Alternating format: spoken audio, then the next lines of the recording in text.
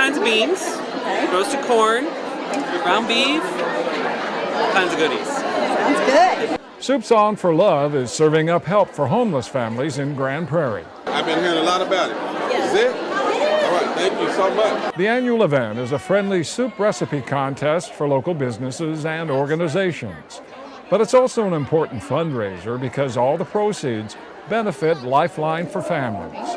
The local nonprofit works with the Grand Prairie School District to help children and their families pay rent, utilities, and other needs so they don't become homeless. We help families that are experiencing some form of acute crisis, whether that is something unforeseen like a car repair or medical bills or anything like that, and we help with either deposit or rental assistance.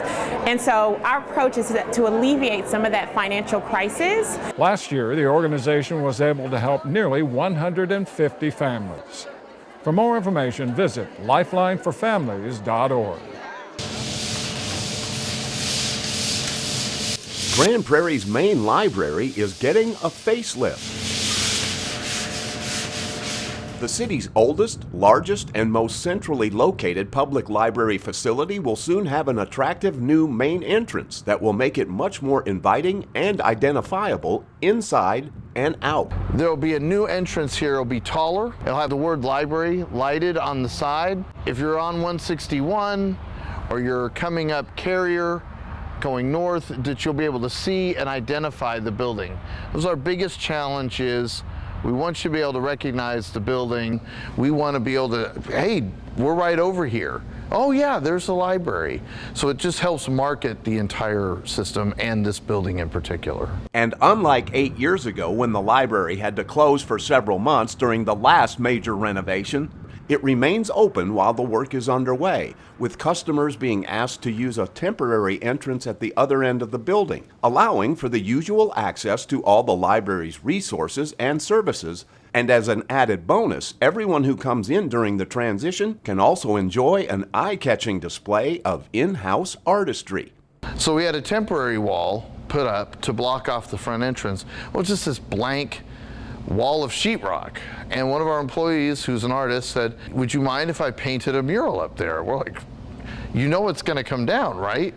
And he said, no, I don't care. I just want to do it. And it worked out great. It's just absolutely spectacular. And it also serves as a preview of things to come once the latest makeover is done. Yeah, there'll be more art when you first come in. The new entryway will be much more recognizable and inviting. The adventure starts right when you walk in the door. You know, the Grand Prairie libraries serve everyone, and we want everyone to feel welcome and everyone to be excited to come in, and that's what this project will do. The renovation is expected to be completed by the end of May. A surprisingly pleasant late January Saturday morning brought more than 36 volunteers to Fish Creek Linear Park, where they descended into the woods for the first massive Keep Grand Prairie Beautiful cleanup initiative of 2025. Look at that. It's KGPB's 7th annual Fish Creek Cleanup Challenge, an invitation for volunteer groups, individuals, and families to spend a morning grabbing, gathering, fishing out, and hauling off hundreds of pounds of trash, litter, and ugly debris that continues to make its way into the woods, creek beds, and waters along the park's 7.3-mile Fish Creek Trail. Were you surprised when you got down there to see how much trash there is? Yes, it's a lot more than I remember. It's on all the trees where it's hard to get, so we try to do as much as we could. We just need a minute to try to free it up, and then you guys can go crazy getting it. We're very appreciative of all the Boy Scouts and young troops out here learning about the quality of keeping our environment clean. So glad the residents from all over the cities are coming out and joining us. It makes me feel so good that there's so many people that are just as passionate as I am about making sure our environment is clean. We have lots of people out here today that have dropped what they're doing, and we even had one gentleman who was jogging by early this morning before we got started and said he'd come back, and he actually did come back. He's out there now. I saw the booth set up over there as I was running, so I inquired, and they told me the guys are doing a cleanup. I said, well, in that case, I'll just be right back. Another who came back said he used to ride his bike and walk the trails at the park when he lived with his parents nearby, and volunteered to return because he wanted to become part of the solution to to what he sees as a very unsightly problem. Breaks my heart. It's terrible. So I'm definitely glad that, I'm hands-on, doing my part to, make it better. I want it to look nice. And, as I'm walking by, I notice all the trash. And before, I never actually took the time to actually, go about it and, do some cleaning up. So it's nice to, give back to this trail and creek that's given so much to me.